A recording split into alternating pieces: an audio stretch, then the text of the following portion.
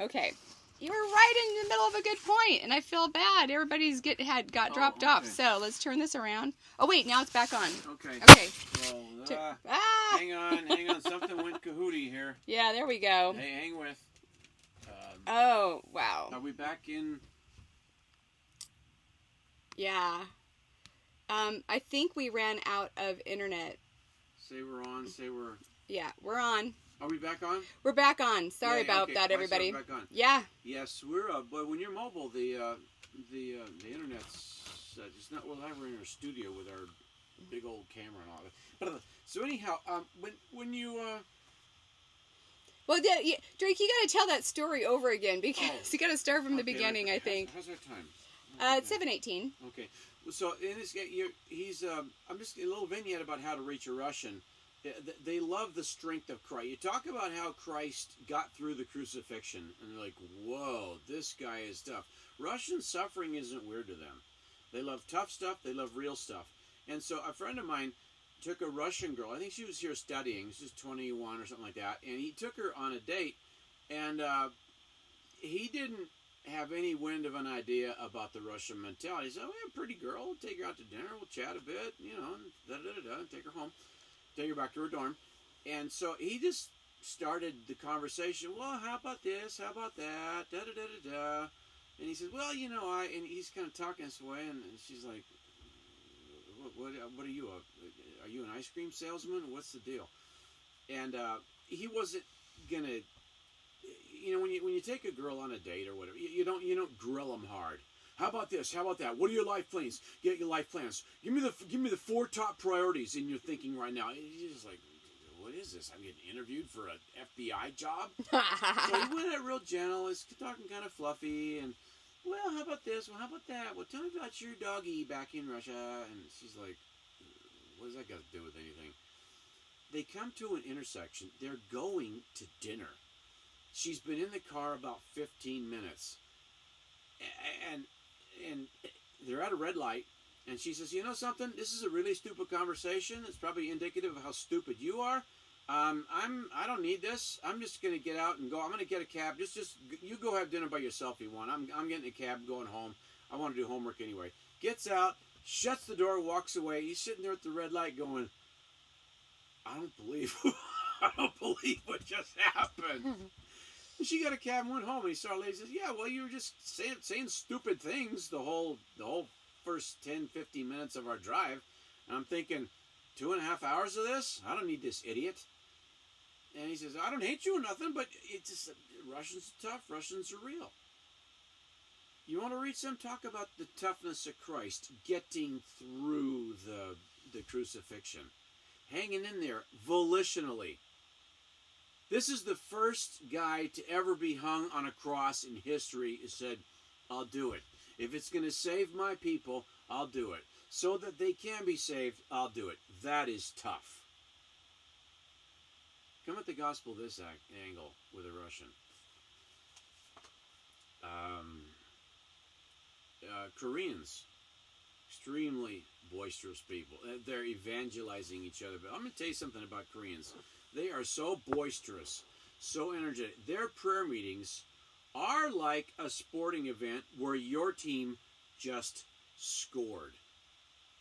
I've been to some Raider games. I know I've never said this before. Wow, yes, we have. Games, and when the Raiders scored, I have been in the black hole. Everybody looks like the devil's chiropractor in there. Nice people. They're all bankers. They're insurance adjusters, consultants, engineers. It's their day off. It's their alter ego. It's their alter ego outlet. But coolest people. I've actually prayed with people in the black hole. How do you like that? And they look like it's perpetual Halloween. But when they score, oh my Lord, delirium. I had a 300-pound person just turn around and pick me up. Yeah, we scored. I'm like, yeah, we scored. Okay, you can put me down. The happiness is crazy. Korean prayer meetings are like this. Wow, people pick you up and throw you around. Yeah, that sounds like fun. Well, their prayer meetings are like, whoa. Very fervent. I mentioned the 60 Koreans that were at my seminary on a full scholarship from their home church in Korea. One of my friends spoke at this church, and huge churches in Korea. And from the airport to the church, he says, "You know, I want to apologize about the church tonight. We've got a decent sized group." He says, "Well, how big's your church?" He says, "Well, it's only 25,000, so you'll be talking to about 20,000 tonight." Sorry, only 20,000. This church is so huge. Their budgets. Anybody wants to go to ministry, they pay the whole bill. I walked by the chapel one night, and you're studying until 2 a.m. all the time in seminary. I just walked by the chapel one night, and is it a wrestling match going on in there? Is it beat down? They're sounding like it's a kegger. Do it, and they're praying. I looked at. They're praying. I've never heard a prayer meeting like that. Wow. Don't talk about Catholic thinking is, just get serious and get down, then you'll find Christ. The Jews think if you want to get into God's presence, you get joyful. Jewish parties, wow, I'd cater them. Korean prayer meetings, oh my. I got slapped for acting that way at a prayer meeting growing up. Well, if you want a Korean to get in, don't tell me. I'll sit still and know that I'm God. That's not the way in. The black community. Don't talk about, start out with, discipleship and, purity and holiness and chastisement. Talk about fellowship. I have been at dinners in churches, in the Caribbean, in the South. Baby. Heaven starts with a banquet. Wow. It's true. Jesus is describing a pretty nice party that he's putting on. Acceptance. Yeah. I mean, the chest bumping. Take more. Hey, good. Hey, well. Yeah, so coastal people of the world and a plurality of the world are coastal people. What? Mm-hmm. Is there like a stat somewhere?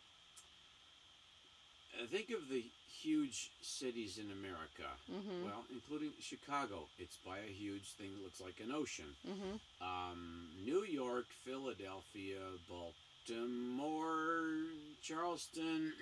You mean like you're including things by rivers? Yeah, well. But okay. Jesus, I will make you fishers of men. The number one participation sport in the world is fishing. What? I will make you fishers of men. I guess it's like, whoa, Jesus wants to catch me?